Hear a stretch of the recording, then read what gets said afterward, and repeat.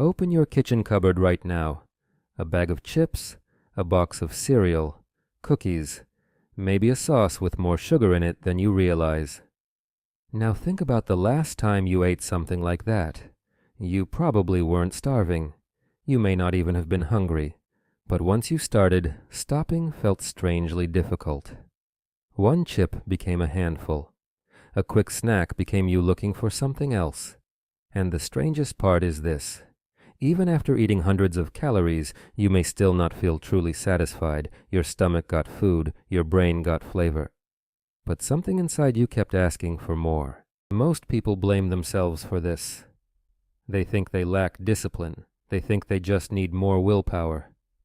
But that is not the full story, because modern food is pressing buttons built in a different world. A world where sweetness was rare, salt was precious, fat was difficult to find, and the next meal was never guaranteed. To understand why a supermarket can overwhelm your appetite, you have to go back to a time before supermarkets existed. For most of human history, hunger was not a diet problem. It was one of the main forces shaping every day of your life. Your ancestors woke up without knowing exactly how many calories they would find.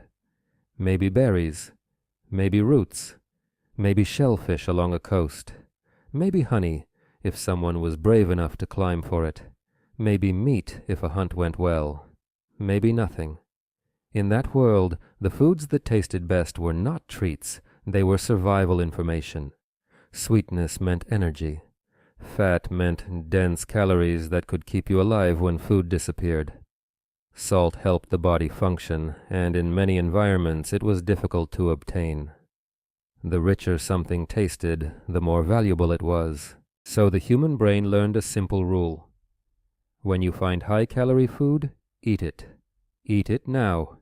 Eat as much as you can, because you may not find it again for a long time. That rule kept your ancestors alive. The problem is that the rule never went away. Your brain is sitting in a world of delivery apps and convenience stores, still running a program written for a world where honey or ripe fruit could be rare nutritional luck, and food changed faster than your brain could adapt. A wild berry is sweet, but it also brings fiber, water, seeds, and chewing. Meat contains fat and protein, but once required time, risk, and effort. Nature rarely delivered sugar, fat, salt, and refined starch together in one effortless bite. Modern food does. A chip is not just a potato. It is refined starch coated with fat and salt, made to crunch, dissolve, and leave your mouth ready for the next one. A cookie is not just something sweet. It combines sugar, refined flour, fat, aroma, and softness in a way almost impossible to encounter in nature. A sweet drink can deliver hundreds of calories without requiring the chewing, fiber, or volume that would normally tell your brain something substantial has happened. Foods with these powerful combinations are often called hyperpalatable. They make eating feel unusually rewarding, not because your body urgently needs them, because they trigger ancient systems designed to notice rare, valuable food. And your brain does not say, "That is enough. We live near a grocery store now." It says, "Important resource found. Keep eating." But this still does not explain the most frustrating part. Why can you eat a large amount of modern food and still feel unsatisfied? Because satisfaction is not the same thing as pleasure. Pleasure is the immediate hit, the sweetness, the crunch, the salt, the cold fizzy drink. Satisfaction happens when your body recognizes that it has received something substantial. Protein, fiber, water, physical volume. Time for the gut and brain to exchange signals. Modern food can be extremely good at delivering pleasure while being surprisingly poor at creating lasting satisfaction. That is why a real meal may keep you full for hours, while a more calorie-dense snack can leave you searching the cupboard 20 minutes later. One gave your body structure. The other gave your reward system a flash of excitement. And the modern food industry learned to use that difference. A successful snack needs to excite you without making you stop too quickly. Combine sweetness, salt, fat, flavoring and a texture that disappears quickly in the mouth, and something strange happens.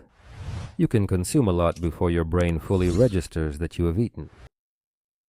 Think about chips during a show, candy while scrolling, a sweet drink beside a meal. There is almost no pause, no resistance, no moment where the food demands your attention. It vanishes. And the faster food vanishes, the easier it is to eat more before fullness catches up. Your stomach and gut send signals that enough energy has arrived. But those signals take time, and modern snack food is very good at filling that time with more bites. There is another trick hidden in the way you eat today: variety. The brain slowly loses interest in the same repeated flavor. But now, look at a modern meal: a salty burger, crispy fries, cold soda, then dessert. Each new taste wakes appetite back up. You may be full of one thing, but suddenly feel ready for another. That is why someone can say, "I couldn't eat another bite," and then immediately find room for dessert. The stomach did not magically become empty. The brain encountered a new reward. In the natural world, seeking variety helped humans find different nutrients. In the modern world, endless variety can keep you eating long after your energy needs have been met. But the deepest problem may not be what food contains. It may be what food no longer requires. For most of history, eating came after effort: searching, digging, hunting, preparing, waiting. Even after farming began, meals still took work and time. Now, some of the most intense flavors a human brain can experience are available in seconds. No hunt, no season, no physical effort, no pause between wanting and having. The craving arrives. You open an app, the reward appears. That is not a moral failure. It is a biological system facing a level of access it was never designed to manage. And there is one more reason modern food can leave you wanting more. Many of us no longer eat only because we are hungry.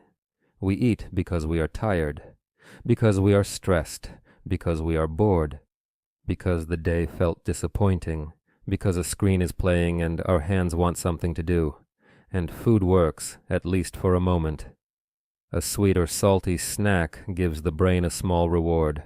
For a few seconds, the discomfort changes. The boredom softens. The stress fades into flavor, but food cannot solve the feeling that caused the craving. So, when the taste ends, the feeling underneath it returns, and the brain learns a dangerous lesson. Maybe the first bite was not enough. Maybe you need another. This is why the question, "Why am I still hungry?" is sometimes more complicated than hunger. Sometimes your stomach asks for nourishment. Sometimes your brain asks for stimulation or relief. Modern food can feel like an answer, even when it only works for a few seconds. This does not mean modern food is evil. Safe and abundant food changed human life for the better. The problem is not that we have enough to eat. The problem is that some foods can speak fluently to your ancient survival system while giving it a message that is no longer true. This is rare. It is about to disappear. Eat as much as possible before someone else takes it. But it is not rare. It will still be there tomorrow. There is another package on another shelf, waiting for the same ancient reflex. So, what actually makes you feel satisfied? Usually, it is not the food that shouts the loudest.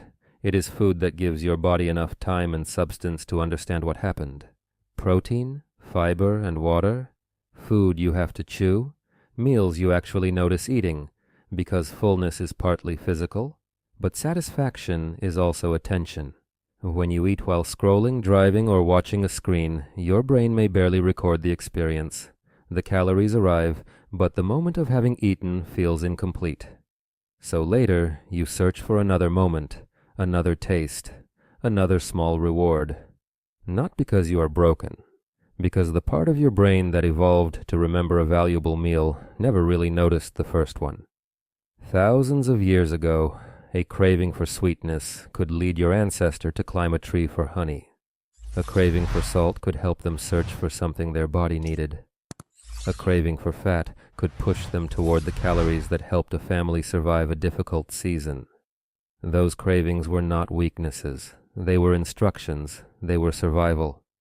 But now, those same instructions lead you through bright aisles filled with foods more concentrated, more accessible, and more rewarding than anything nature normally offered. Your ancestors spent their lives searching for the richest bite they could find. You live in a world where the richest bite is searching for you.